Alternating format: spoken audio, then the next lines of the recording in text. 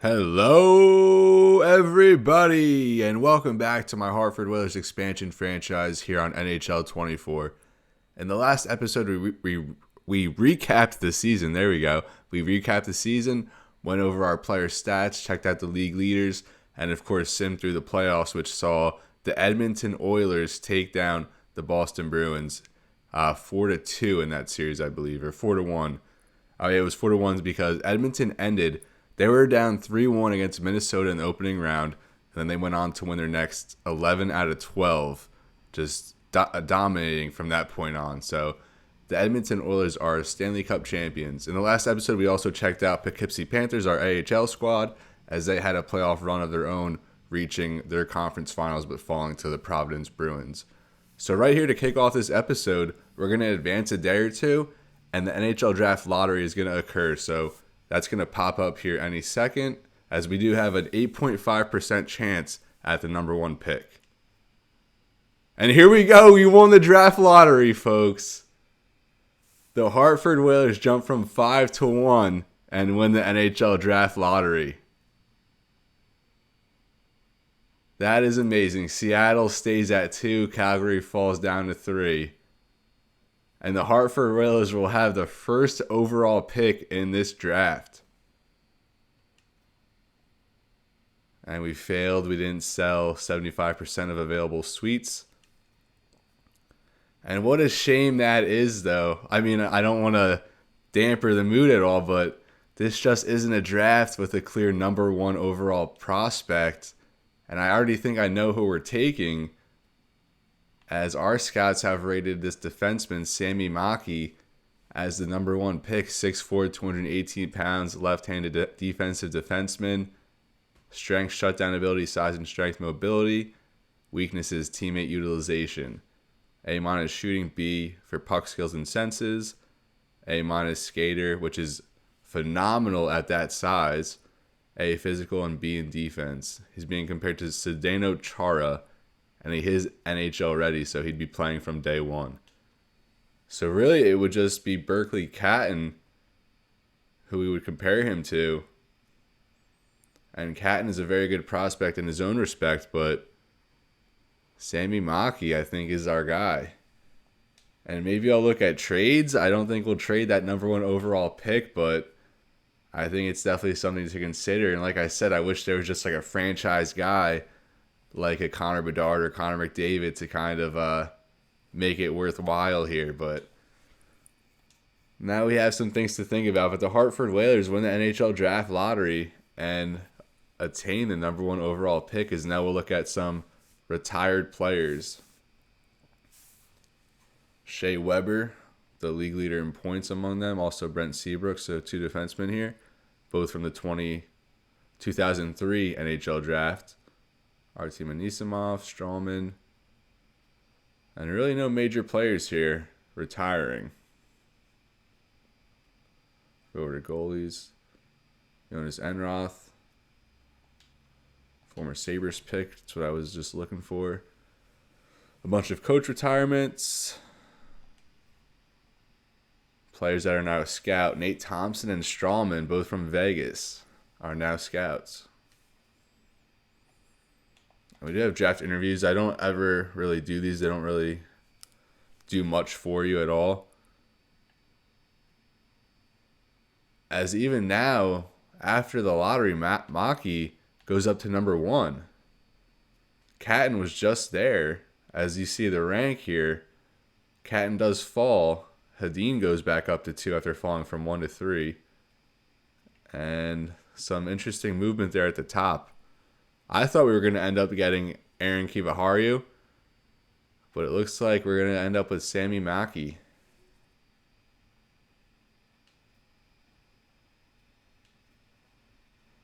And this is what the computer put as our trade block. We're going to just remove Evans for now. I don't think we're going to have anyone on our block really going into the draft. Yeah, we're not. We're just going to leave that as is. And now we are prepared to enter the 2024 NHL entry draft, as the Hartford Whalers hold the number one overall pick after winning the draft lottery. So with little research prior. I mean, I have looked at a lot during the season, but after winning that number 1 overall pick, we're just going to go ahead and jump into it. And I will call a timeout because we're going to just look at a couple things. So that gives us 8 minutes. And I do want to do fine trade and see if we get an offer. I don't know if we'll even get an offer here. Yeah, because it's such a high value. So, yeah, I think we're just going to go ahead and take Sammy Maki here. Like I said, 6'4", 214, 18 years old. Comparison to Zdeno Chara. And nothing to report there for personality. So it looks like we're going to have a shutdown defenseman here. And a franchise defenseman at that. And I did want a defenseman with this first pick. And we end up with the cream of the crop as Sammy Maki now officially a Hartford Whaler with the first overall pick. And now we'll just go pick by pick here. As Yulf Hadin does go number 2 to Seattle. Cat in there, number 3 to Calgary. Now Montreal will take Kiva Haru. That's who I thought we would end up in this draft, St. Louis. And Sam Dickinson goes to St. Louis. So throughout the season, I thought it was going to be one of these two guys, but we end up with Sammy Maki instead. And I'll certainly take that as now LA selects Caswell there. He emerged nicely at the end of the season in scouting. Perek, he went from about mid first round here to 7th overall throughout the season, so nice progression from him. Tanner Howe, really the top sniper in this class, will go to Dallas. San Jose, Emil Hemming. Maxime Massey for Buffalo, good pick for them. Adam Urasek there for Arizona. And now Anaheim, Ragnar. I'm not going to know many of these. Ryder Ritchie there for the Devils. Chromiak for Ottawa. Liam Greentree. He had a really nice year and a good draft process. Bennett Seneke there. He fell quite a bit. He started at about 8th overall, I want to say. Hellenius there for Pittsburgh. Henry Muse for Minnesota. Luka Misa for Nashville. Philadelphia with a left winger sniper. Chicago, after a great season there, take another centerman. Columbus sneaked into the playoffs. Will take a D-man. Carolina, Winnipeg, now Vegas. Rangers and Maple Leafs both go with a D-man, as well as the Islanders and the Flyers here with another pick. Go with Tony Marjamaki. Blackhawks is another first-round pick here. They go with the D-man. Colorado goes with the defenseman. Now Detroit, a right wing, and Edmonton, our Stanley Cup winners. As we don't get to see their pick, it just resets after they pick. And they'll go with Visa Väisänen, a defenseman. So now we'll start up here at the second round, and I think we'll have the 5th pick now in each round. Plus we have Vegas' second-round pick. Let's see where that ended up. And that ended up 25th. So that's going to be the 58th overall pick, as well as the 38th overall pick. So let's look at our draft board here. We haven't seen the draft board yet. And I don't know if we're going to get either of these guys with the 38th pick, as he's projected 36th there. Jonathan Ekblad, a right-handed two-way forward with some good size. His game projects nicely on both sides. And then Gabriel Frasca. Also another, looks to be either a two-way forward or playmaker. Maybe we don't have his full playing style scouted, but he might be gone as well. So this is someone I was looking at, Javon Marks, the top goaltender in the draft. No weaknesses, but that does happen a lot with goalies. Strengths, lateral movement, blocker hand, shot recovery. And elite potential compared to Pecorine with the 4-year NHL ETA. So we definitely need a goaltender, a young one that we can develop. And he is the top goalie in this draft, so maybe we'll just take him there with our second-round pick. But also here, Ronnie Cook, and he's a gem according to our scouts, as you'll see in the top right. A right-handed grinder. And I love grinders, especially on this type of team we're developing. But I don't know if you can justify that over a potential elite goalie. So we'll send these first couple picks to start this round as Calgary goes with Cristoforo. Now the Kraken go with the defenseman as well, Morelli. Winnipeg takes Basha. And St. Louis there will take Frasca.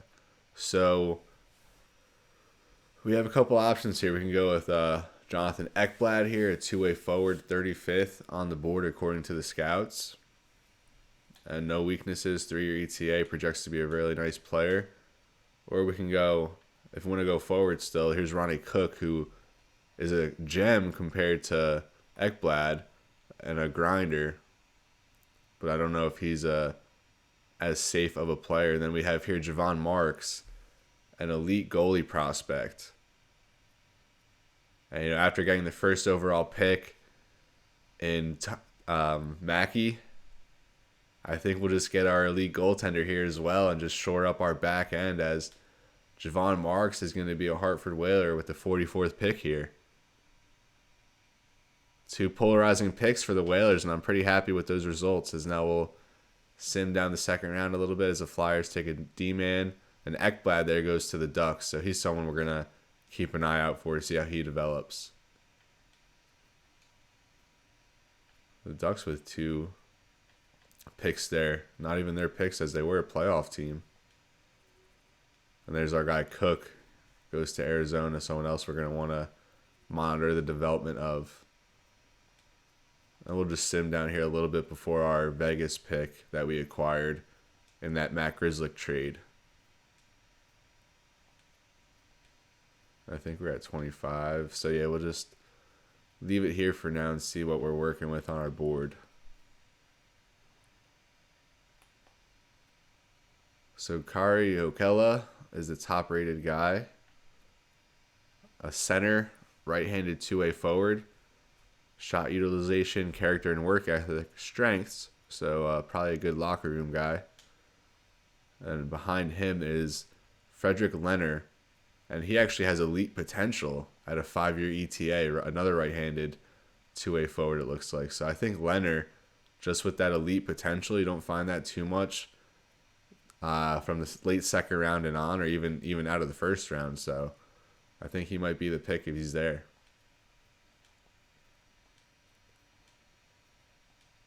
Another Flyers pick. I feel like they've had a ton of picks here. And Chicago there gets a goalie. Zaitsev, although just starter potential. That was in this last Montreal pick. And now we are on the clock. 58th overall pick. And our top two options are on the board. Frederick Leonard is rated 63rd, according to our scouts, compared to Jokela, who's 55th. But I mean, you see there, elite potential, elite medium potential here for Frederick Leonard, a right-handed two-way forward. So he's going to be the pick here. And I think he'll have a lot of value for us. As now we'll just sim, we don't even sim by pick here. We'll just sim to the next round to get it moving along a little bit. And we have the 5th pick here in the 3rd round. So let's look at who we have to work with on our board. Kai Hagman is the top guy. Defenseman. And this is obviously when it starts to drop off a little bit. I'm not even looking at our board. I was looking at the overall class. So here's our board now. And I think actually this is our other only gem that we scouted in this draft, Braden Swartz, a left-handed two-way forward with no weaknesses, but we do see that quite frequently for some reason. And then defensive zone play and shot utilization as strength. So I think he would be the pick, another long-term development at 5-year ETA, but you always like to see a gem here, especially in the 3rd round. So we hope he lasts to our pick, which I believe he will. Hagman there goes to Arizona. 3 defensemen here to start the 3rd round, and then a goalie to St. Louis, as Hartford is now on the clock with the 71st pick. We're going to go exactly with our guy here, Braden Swartz. Left wing, two-way forward, and a gem according to our scouts. So we'll take their word for it. And now, again, we'll just sim to the next round. As before you know it, we're here in the fourth as Seattle will just send these first two. Back-to-back picks there as I go with a centerman and a goalie. And now we have 2 picks until we pick again here. And right-hand defenseman here, Colton Roberts, is the top guy on our board. Character is a weakness, and we try to stray away from those guys, but I kind of like what I'm seeing here from Colton Roberts here in the 4th round. So if he's there, that's probably going to be our guy. And he's there. And he actually is the top player on the consensus board, so I feel like that's pretty good value at this point. As we get another defenseman here, and we are in dire need of right-handed skaters overall. So we'll send to the next round here. And we do have 2 picks here in the 5th round as we traded Jordan Martinook to Florida, who would end up winning the President's Trophy in the regular season with the most points. So we're going to have 29th in this round as well as 5th. And I can't imagine we have many players left here. We only have 3 players now left on our draft board. So, oops, didn't mean to do that. So we'll just sim here and see if anyone, and then check out our board, see if we have anyone even left.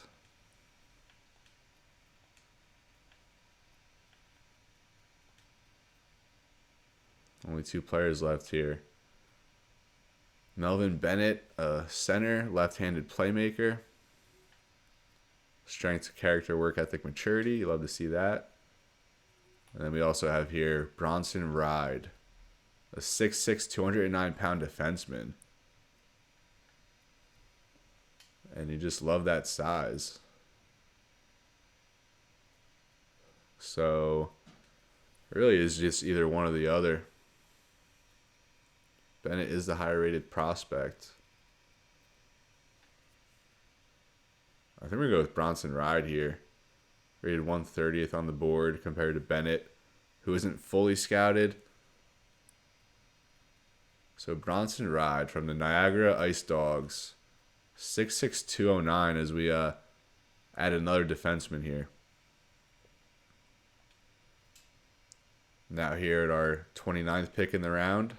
161st overall. And now we're kind of just throwing darts at this point. Sorted by scout rank. And here Sven Peterson is the highest rated, although we don't have him fully scouted. Potential bottom 6 forward at medium, which isn't too bad at this stage. Kyle Morey.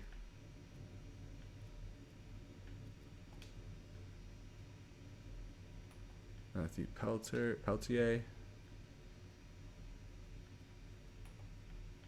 So yeah, offensive defenseman here. We haven't seen many of those, but we already have 3 defensemen. I think we're just going to go with Kyle Morey, who rises from 195 on the previous ranking to 162 there. So seeing tremendous growth here from Kyle Morey of the Kitchener Rangers, where we also have a 2nd-round draft pick Hunter Brzustowicz from last year. So we'll draft another Kitchener Ranger now as we're heading into the 6th round now. 170th overall.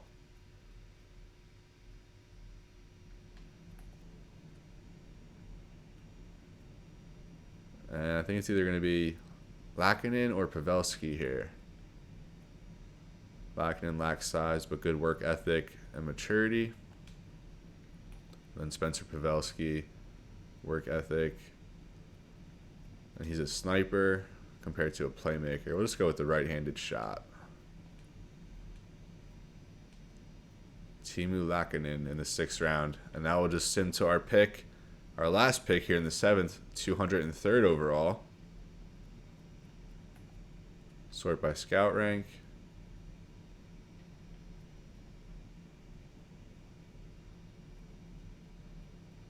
And all these guys have fallen into the 7th.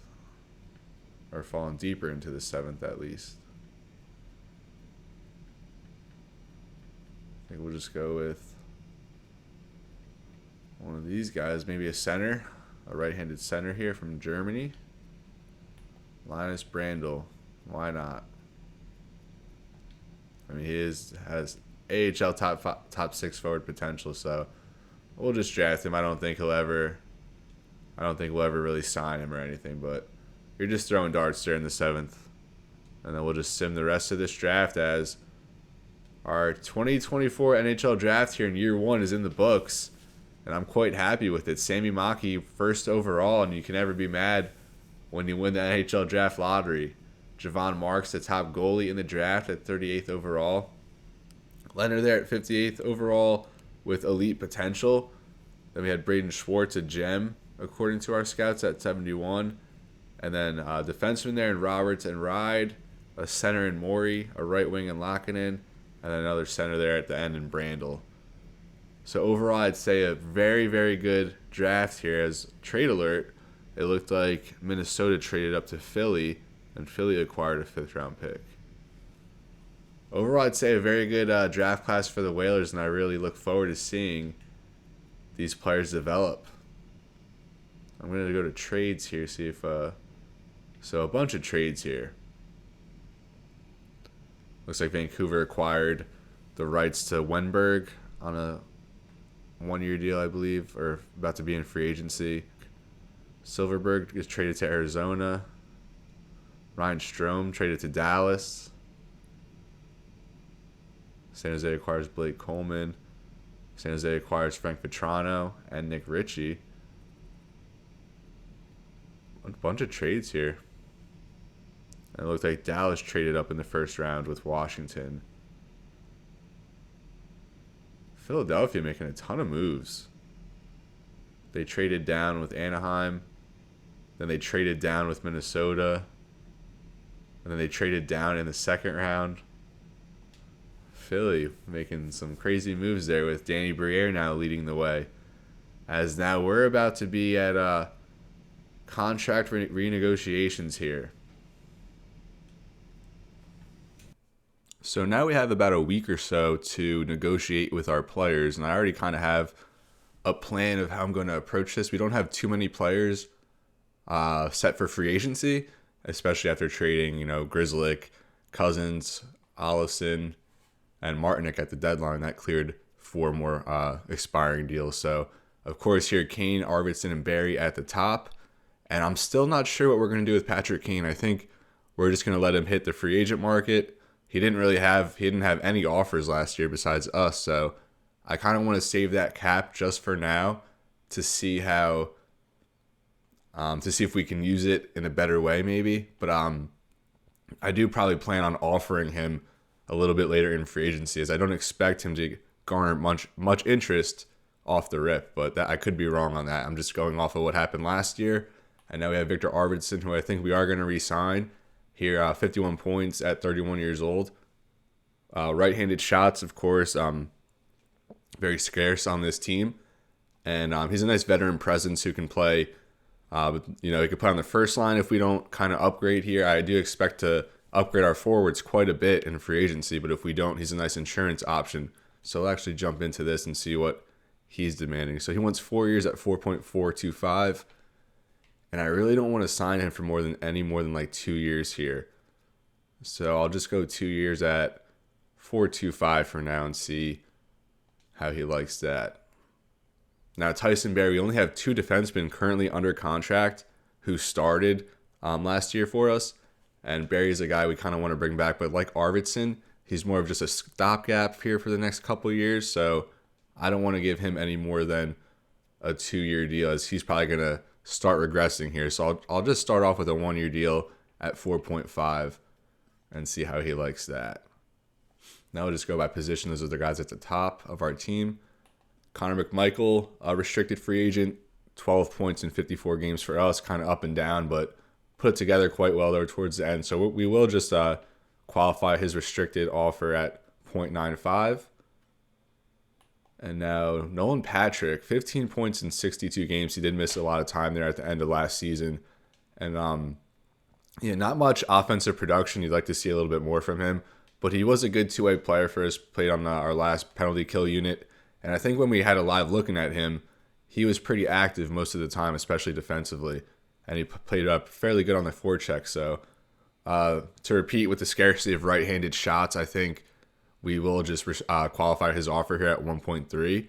Although I do want to see what he's demanding. So he does want a 2-year deal at 1.8 about. So I don't know if he's going to get any interest in the free agent market. So we'll probably end up bringing him in on that 1 year, $1.3 million deal. And I'm kind of interested because it says he does want an extension, although he has the lowest morale of any player on this team. So I'm kind of confused why he'd want to come back, but we do have his rights anyway. So we'll just qualify him and see what happens in free agency. Now I'll just move down to some AHL guys that I'll talk about a little bit. Riley Damiani, we brought in free agency last year, and he played on our first and second line most of the year. A lot of points there for Poughkeepsie, so we'll just bring him back on a 1-year deal. Most of these guys I'm just going to bring back on 1-year deals here from our AHL squad and kind of keep them together. Gage Gonsalves was our draft pick from the Lightning in the expansion draft, and he played very well there in the AHL last season, and he looks to kind of scrap his way up to the active roster one of these days. And these last two guys, not really of note, just some guys I added last year to fill up this roster. They'll all get 1-year deals. And now you see as we scroll to the bottom here, we have some prospects. And for those who aren't familiar with like NHL franchise mode, you see the column I'm kind of highlighting here. You see all those RFAs with those tenders. Now, I don't really know what these symbols are, but this just indicates a player who's currently not signed, still playing with their junior club in the CHL. Like you see Kyle Moore there, he's going to be with the Rangers in the CHL for the next couple of years here. So those are just players we haven't signed yet. And for our initial draft class from our year 0 offseason, they'll be up for signing next year. So our AHL squad will start to come together a little bit more with our own draft picks here as we move along in this series. Now, left wing, I have a tough decision to make here with Marcus Foligno. Obviously, he was known for his physical presence out there for us, led the team in fights, was third in the league in fights. You see there 100 penalty minutes. But we do want to add some skill for next season. I think all around we have a pretty balanced two-way team. With now we just need to add like maybe a couple snipers or a playmaker or something. So I don't really know how he fits. Let's see what he's demanding here. And he wants $2 million on a 3-year deal. So we'd probably offer him a 1-year deal around $2 million. We're just gonna hold off on Foligno for now. Then we'll just bring back a couple more of our AHL guys. Blade Jenkins, what a hockey name, Blade Jenkins, and he was decent there for us last year. And not really sure who this is. Luke Toporowski, a former, not even drafted, but I was going to say a former draft pick, but he wasn't even drafted. He was our leader according to our morale charts, so we're definitely going to keep him around, although he didn't even start the whole year. Played just over half the season, but we are going to bring him back on our AHL team, although I don't know if we'll ever even see him play. Now, a bunch of RFAs here on right wing, and we already talked about Kane, so we'll go down here to Mackenzie Entwistle, 6 points there at the end of the season in 19 games. He was one of our late season call-ups following the trade deadline, and we are going to qualify him as well. He brought some energy there at the end part of the season, and had a nice goal streak there at one point. So we'll just qualify him for now. I don't think we're going to bring back Alexander Nylander. I mean, he's probably already hit his ceiling. We were hoping he had a little bit of growing, a little bit of development left in him, but it doesn't appear so. Let's just see who he's close with on the team. He's close with Scott Wedgwood and Arvidsson, Foligno, and Evans. So if we let him go, that's kind of going to affect all 4 of those guys. Graham Clark will bring back. We'll qualify his offer. Ali Likesell will qualify him. Joel Perreault will qualify him for now. And most likely bring those guys back on 1-year deals. Now defensemen. So as I said, we only have 2 signed in Orlov and Ceci. We did offer Barry, so hopefully he accepts. And then we face a tough decision here in Josh Brown, who played in all but 1 game for us last year. And considering how our team performed, a -8, not too bad. And he did have only 6 goals on the season, but they did seem to be timely goals. And we do need right-handed defensemen. We have a ton of left-handed defensemen here, but we kind of need a right-handed defenseman. So I don't know if we're going to bring him back. We might try to test the waters in free agency because we only have so many roster spots.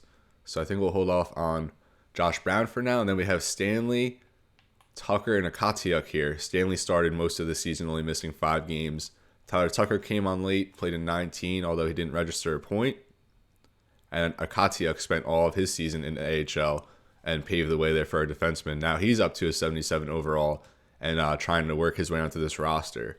And then you have Samuel Bolduc here, who he didn't progress as much as I wanted, but I think going along here in the next year or two, he's going to develop and kind of work his way up here. So we have 4 defensemen here, plus Jacob Larson, who was our 7th defender all year.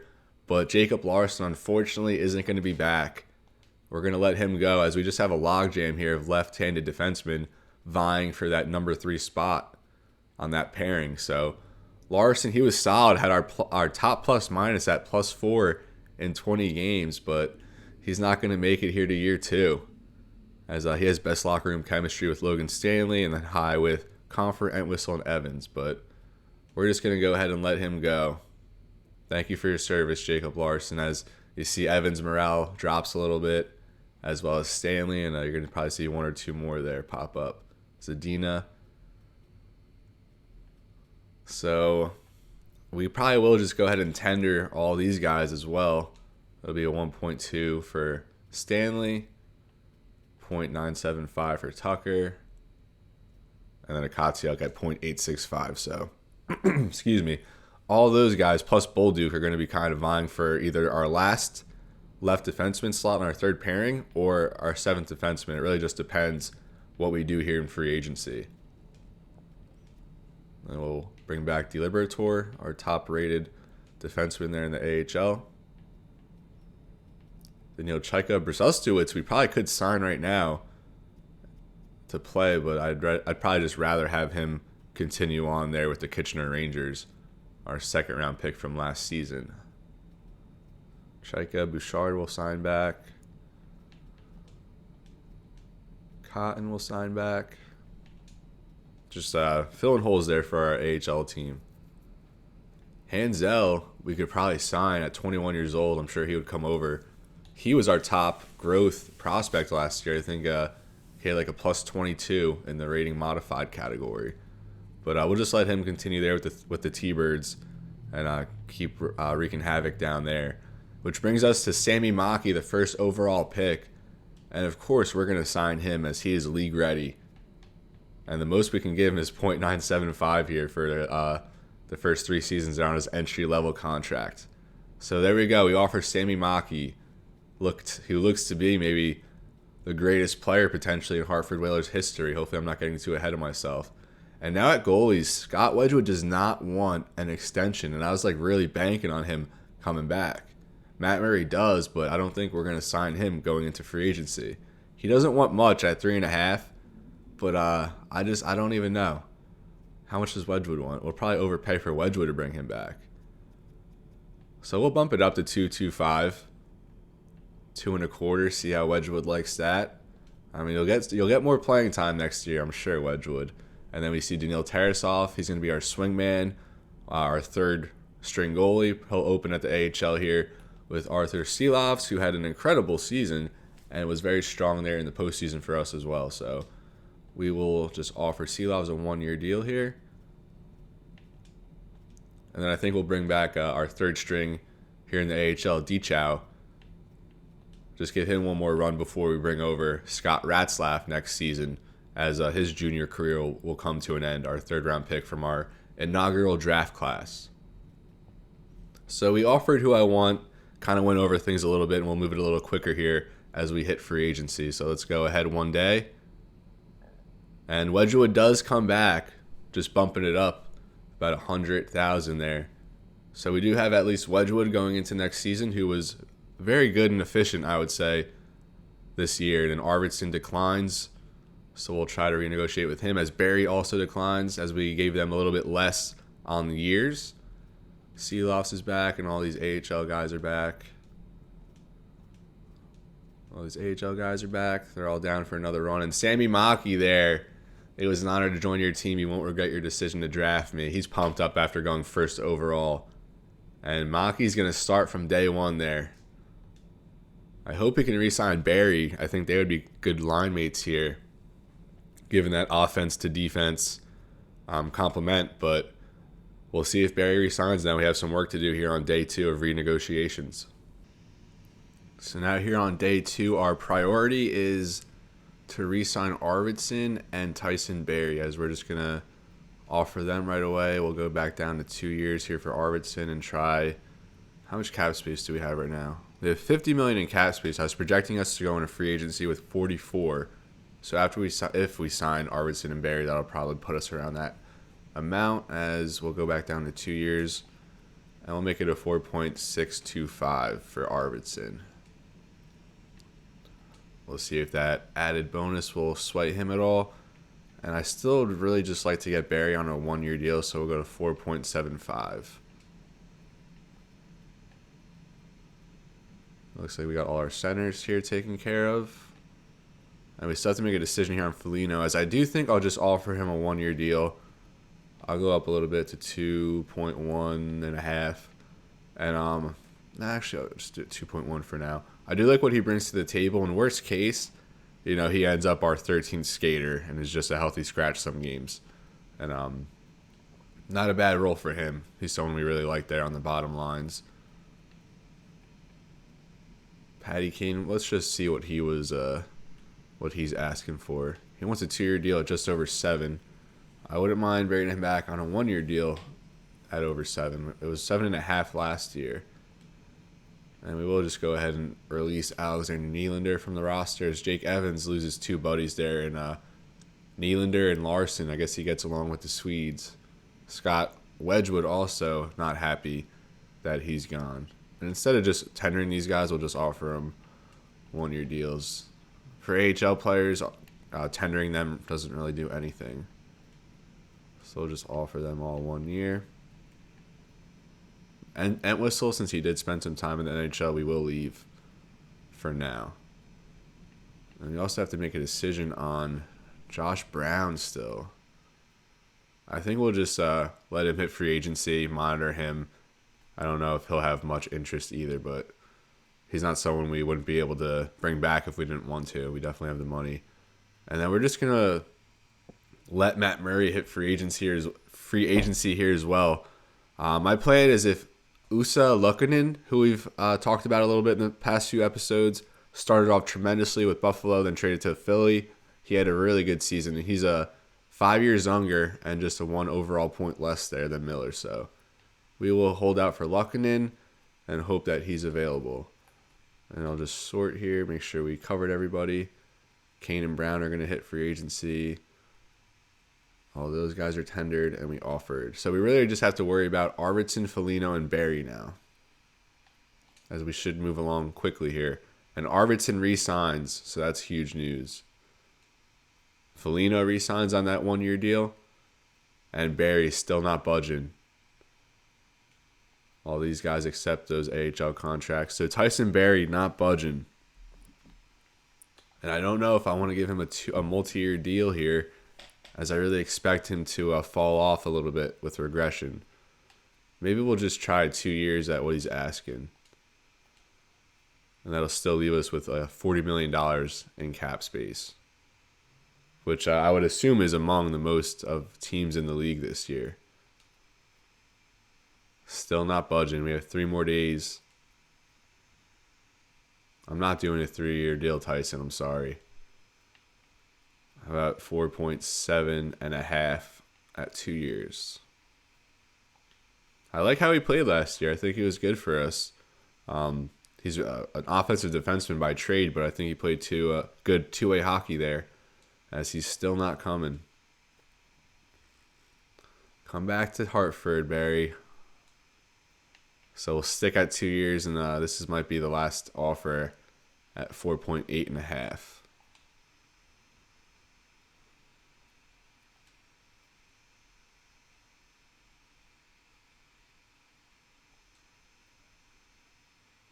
And Barry's still not. McMichael picks up his qualifying offer, so he'll be back. And I do envision him on the third line, but he's going to have to compete for a spot there in the preseason, as this is our last chance to sign Tyson Barrie. I mean, we could obviously still negotiate with him in free agency. What about we'll just go up to 5? Call it 5. on a 2-year deal. And that's maybe the highest we're going to go for Tyson Barrie.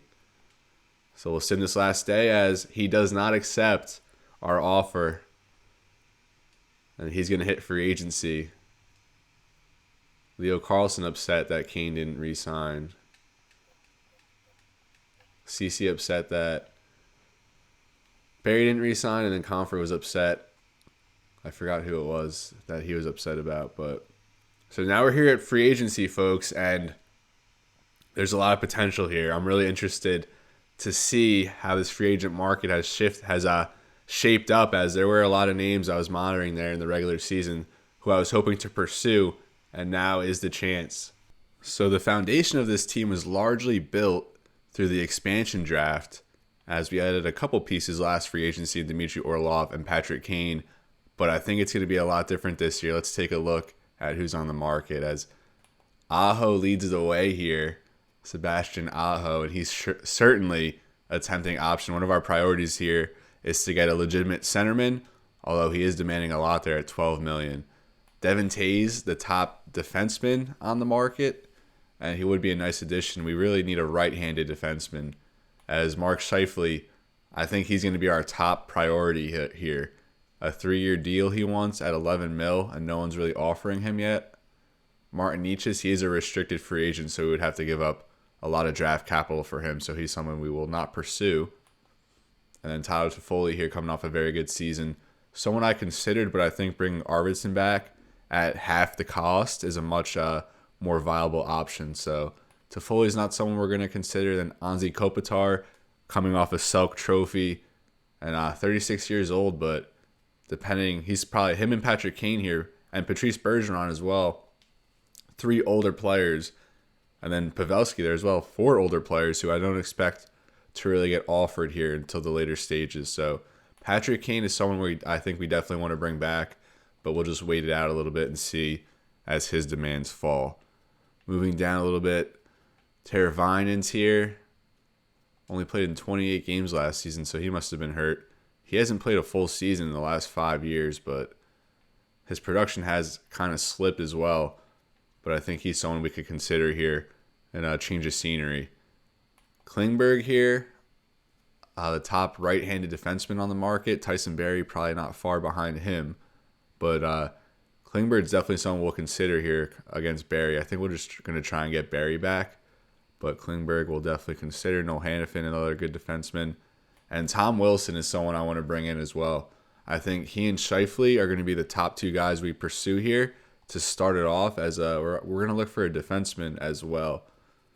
And it kind of falls off here as we go down the board and we see Tyson Barrie here. He's getting an offer. Let's see who's offering Tyson Barrie. Anaheim, they're trying to bring in Tyson Barrie. So we're going to have to negotiate quick here with Barrie right off the bat. And Grzelcyk there, he's getting some attention from Arizona, and then the Kings want to bring him in. Vegas not interested in bringing him back. Let's see how he did there in Vegas. They didn't even play him in a single game last year, so they trade away a second and Daniil Chaika, although he does play 3 postseason games. So weird move there by Vegas to trade for Matt Grzelcyk, barely play him, and then they don't even bring him back. Let's go over to goalies now. Let's see if Luukkonen is not available, unfortunately. I was banking on him. So Matt Murray is the top goalie on the market. Super underwhelming. And he has an offer here from Seattle. So we have a lot to think about now with goalies, as, I mean, who's a better option than Matt Murray right here? Reimer at 36 years old. I mean, he did have a good year there. Or he was in the AHL last year. Wow. So that's what we're working with here on the goalie market. Kakinen, Casey DeSmith has been a solid backup. Kind of that same mold as Scott Wedgwood. I don't know if we go into next season with DeSmith and Wedgwood. Jonathan Quick here, who we saw in the last episode was in the AHL there in the playoffs as we beat Syracuse Crunch. Ranta, Jones, Delia. He had a very good season there as a backup as well in Columbus. In only 21 games, though. 9.28 save percentage and 2.27 goals against. Connor Ingram here, kind of a younger option. And he was in the AHL last season. So I don't know. I think we'll just start.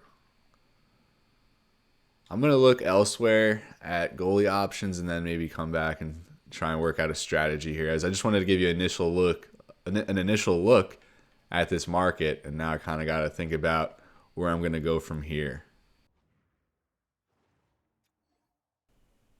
So after much deliberation on my part, we're going to jump into some offers here. And the first player we're going to offer is Mark Scheifele.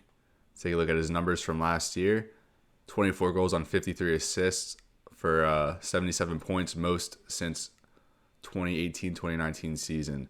And we needed a right-handed shot. We needed a playmaker, and he's a big, imposing presence here at 6'3", 207, and of course someone who can headline our power play for us. So he wants 11 for 3 years, and I have no problem giving him a 3-year deal, as not too bad at 31 years old, and one of the premier players here in this free agent class. So we're going to bump it up, actually, and make it 11.3. So we'll give him a little more than an extra $250,000 there, as we offer Mark Scheifele, and I really hope he accepts our offer. Now we're going to move on to another right-handed shot, and this guy, Tom Wilson, another big presence at 6'4", 220, more of a power forward, but another guy who brings a lot of skill to the table. 30 years old, he does want 5 years, and that's a little too much, so I'm going to bring it down to 4, but bump it up a little bit as he's considering Chicago and San Jose right now. We'll instead give him the 4 years and bump it up to 6.3.5 and hope he accepts that. So those are the 2 forwards we're going to offer right now. Now we're going to go back to Tyson Barrie and try to bring him back. Still looking for 3 years, but we're going to try and go back to 2. And we'll bump him up all the way to 5.2.5. We have the cap space to work with for now, so why not use it? And we have to bring in another right-handed defenseman, and there really wasn't too much to look at in this market as far as right-handed defensemen go. But Sean Walker here, I like a lot. Solid two-way defenseman. Kind of know what you're getting with him, and not demanding much at all. I think he's only demanding maybe around $1 million more than Josh Brown, and he would serve as a huge upgrade. So he wants 2 years.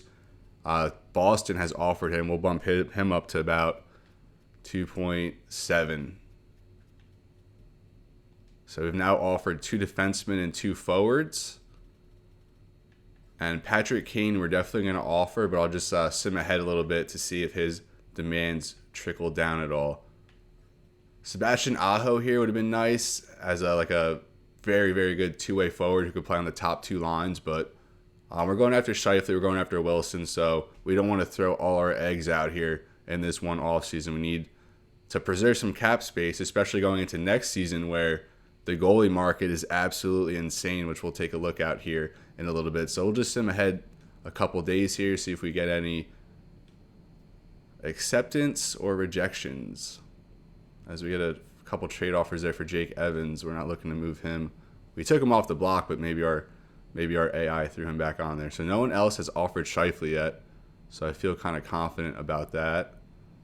Tom Wilson got another offer before Chicago, San Jose. And it doesn't even let us view. And for those who aren't familiar with NHL's offseason, it's only one offer you get to throw out these players. You can't throw an offer there and readjust. It's one and done. So it definitely makes it a little more challenging, which I enjoy. Unlike Madden or The Show, where you could just alter the contract as much as you want.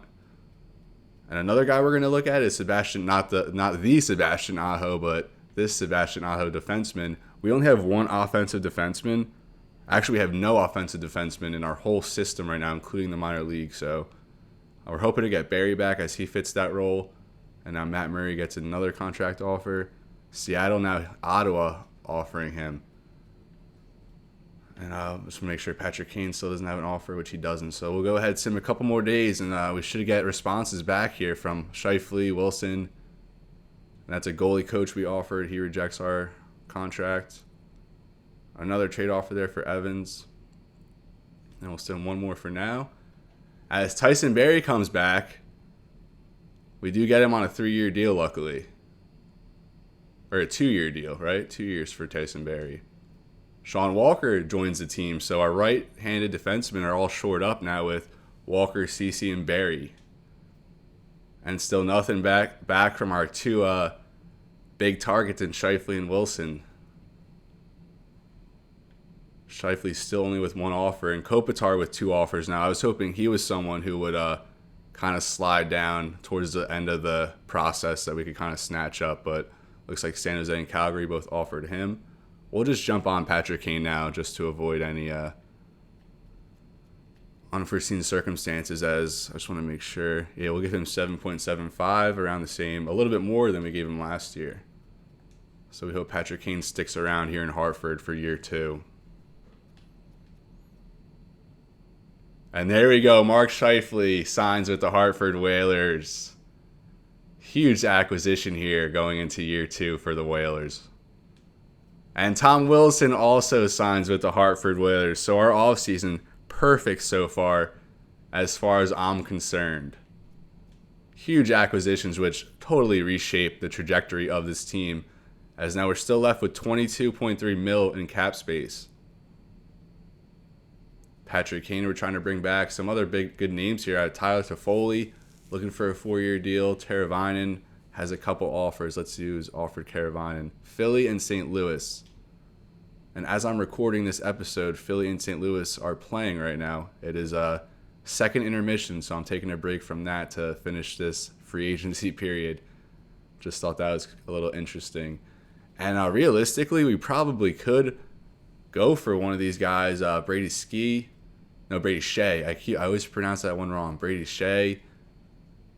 Zadorov would be nice. They would be upgrades, but they want 4 and 5 years, and we're not trying to tie up our defensive unit with players like that as we get prospects into our own system. So, like I said, Sebastian Aho is someone we were going to look at, and he still doesn't have an offer. I just like his offensive capability, and he's someone who could fill in as a 7th D-man rotational guy. But like I kind of touched on earlier, we do have a logjam there at left defensive spots. So that one we won't really focus on yet, as we'll just sim ahead now a few days. Jake Evans keeps getting trade offers. We'll sim ahead to the 10th. And Patrick Kane signs. So we get Patrick Kane back. Leo Carlsson is happy about that.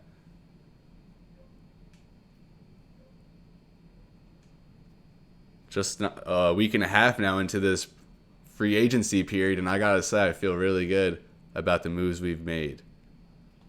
Let's just recap some signings, get up to date, and then we'll take a look at the remaining free agent pool. Gustav Nyquist, 2 years to the Devils. I wish they did this presentation a little bit better with free agency. That's something the show does a really good job with at updating you of transactions in the offseason. Mantha to the Coyotes. Oh no, just motivated. So this isn't even... Oh, this is just message center. Now signings. Here we go. It's a little bit better. Nyquist to the Devils, as I said. Kane returns to Hartford. Nick Cousins, former Hartford Whaler, gets a 2-year deal with the Metro champions, New York Islanders. Adam Henrique's still kicking. Goes to San Jose as they look to get out of that rebuild mode. Teravainen ends up in St. Louis. Ryan Hartman, someone we kind of considered, although I didn't mention him. He goes to Anaheim. Sean Monahan to Minnesota. Jacob Vrana, 6-year deal in Philly. Tom Wilson there. Noah Hannafin to Detroit. Klingberg goes to Calgary. Patrice Bergeron to Arizona. So he goes from Anaheim to Arizona, 2 unlikely teams there. San Jose gets Anze Kopitar. Nietzsche returns to Carolina as a restricted free agent. Devin Tays, a 7-year deal there in Calgary. And that kind of alters my plans here as far as goaltenders go. I'll touch on that here soon. Anaheim, Sebastian Aho, perhaps the top free agent in this class, goes to the Ducks. Matt Murray there goes back to Ottawa. Matt Grzelcyk, 5 years in LA with the Kings. Jonathan Tace to Toronto for 2 years. And that's about it for now. So we won't drag this episode out much longer. We'll look at upcoming free agents real quick, and this class is absolutely loaded. You see Leon Draisaitl here at the top. It'd be something if he hit the market, he'd probably be demanding at least $15 million per year. I'd have to imagine. Then Sidney Crosby, Austin Matthews, would be amazing. Mikko Rantanen, and then a few more veterans here. But just at the top there, that a star power of Draisaitl, even Crosby, although he'll be 37, and then Matthews and Rantanen. And then look at the goalies here. Shesterkin, Jake Ottinger, Linus Ullmark, Saros, Gorgiev. So at least 5 legitimate, 3 to 4 to 5 legitimate goalie options going into next offseason. I mean, obviously a lot can change as some of these players sign extensions, but that was just an early look, and maybe our answer at goalie comes next offseason, not so much this offseason, but I did have a couple trades I wanted to explore here for our goaltender situation. So at first, Arizona, this is one of the only few goalies on the block that gave me some interest here in Karel Vejmelka. And as I said, the goalie market just super, super dry. So he is the top choice, I think, and we would have to trade for him. He's coming off a pretty good year there in a backup role in Arizona, 10 and 1 with a 912 save percentage and 288 goals against. So fairly similar numbers to Scott Wedgwood. And I think those are two guys who can kind of compete with each other and get the best out of each other. As if we do go for Vejmelka here, we'll just go with the hot hand. But as I said before, Calgary deciding to sign Devin Taves there to that long-term deal kind of took the wind out of a plan I had of acquiring Jacob Markstrom. Obviously, Calgary has just totally cleaned house there, and I'm surprised that they signed Devin Taves here over $11 million to 7 years. I mean, I guess rebuilding would take, and they also signed John Klingberg. I didn't even notice that. So they bring in 2 big name defensemen. So would they keep Markstrom in this situation? I mean, obviously they're still not going to be close to winning after losing all the talent they've given up. They also signed Ryan O'Reilly. So they just actually clean house in the past 2 years, and now they just go super heavy here in the offseason. So I really, really would like to trade for Markstrom. He's on a 2. I mean, I don't expect they would sign him past these 2 years. Dustin Wolf had a good year down there in the AHL. He's someone that's kind of coming along for them. Maybe they ease him up to the NHL and just have Vladar here as their starter. So I really, really would like to pursue Markstrom over Vejmelka, but I just don't know how realistic that really is. So for Markstrom, I would like to just do these trades going in blind, but for Markstrom, I'll just do fine trade to see if anything even intrigues Calgary here. All right, so let's see. So it would take 3, and of course Jake Evans, and a 4 to trade Markstrom. 2-year deal at $6 million. And I wouldn't mind parting with the 3rd round pick to trade for Markstrom. Again, I really hope this is realistic. I don't really like to go out of that realm. I like to keep it. I mean, I feel like trading for Markstrom isn't totally out of the question here. As Calgary, they do need to clear some space after signing all those players, and maybe this clears up some space for them to sign even more players as they look for a long-term goaltending situation next year. So I think I have kind of talked myself into it. So I think we're going to pursue a trade here for Jacob Markstrom to kind of close off this offseason. We'll go back to it. And this still would be fairly comfortable under the cap. So we'll throw a 3. We have 2 3s next year. We'll keep ours and throw in LA's. So obviously just a 3 is not going to do it.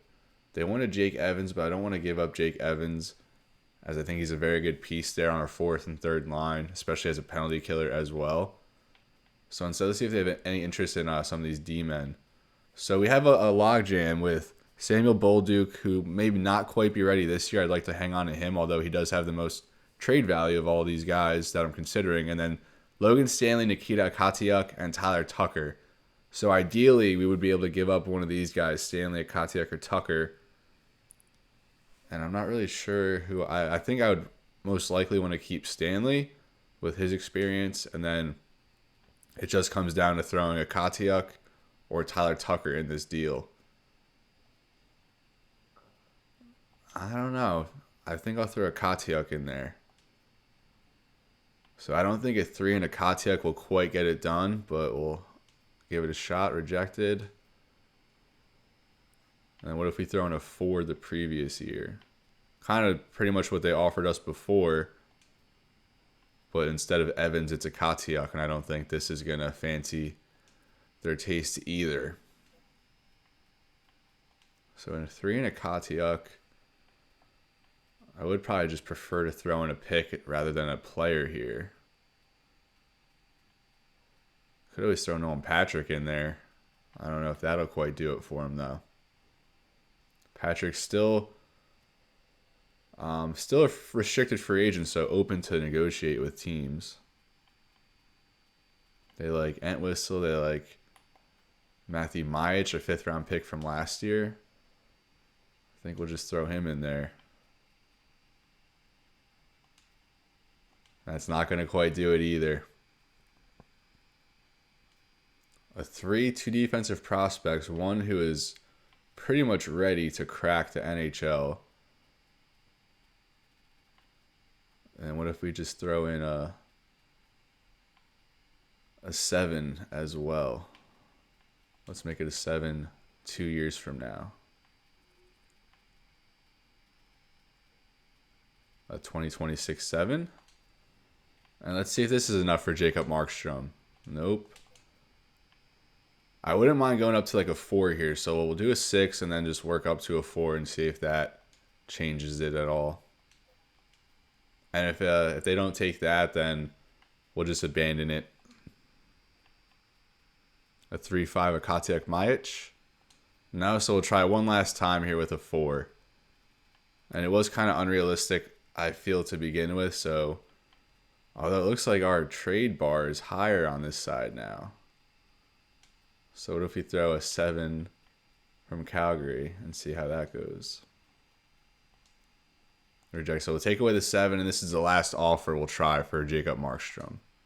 Which they do accept. Wow.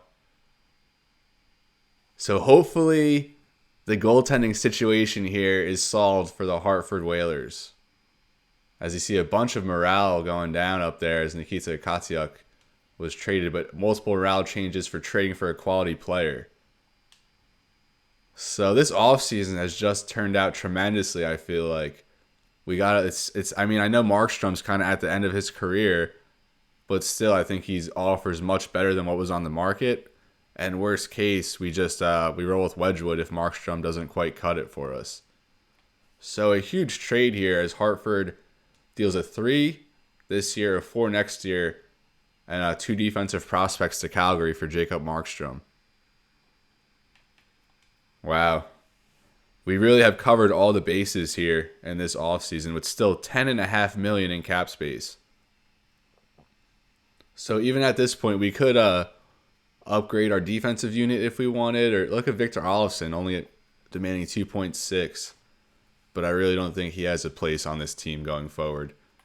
Look at Capo Caco, former 2nd overall pick from 2019. Not bad the past 2 seasons, but really never lived up to his potential. And I'm surprised to see him here still on the market at $2.4 million. I don't know how he really fits. I think we're pretty much full as far as forwards go with Mackenzie Entwistle and Nolan Patrick still waiting to sign contracts. Donskoy here, pretty productive season at 38 points as he was traded to Toronto there at the deadline. So I think we'll just go back to our guy Aho here. Now we got rid of a Kotiuk, so that kind of frees up a space there, although now we still have Tucker, Stanley, Bolduc, 3 guys kind of competing for 2 spots. And we could just add Sam Aho into the mix, or Sebastian Aho into the mix. Right, they're both Sebastian Aho. I never knew that. I thought one was Samuel for some reason. And he hasn't gotten any offers, so we'll just throw 1 year 2.1 at him as a nice reserve offensive D-man who knows, he can maybe start most games for us. Jonathan Drouin was somebody else that I liked on the market, but other than that, I think that's just going to about do it here. Really no goalies left.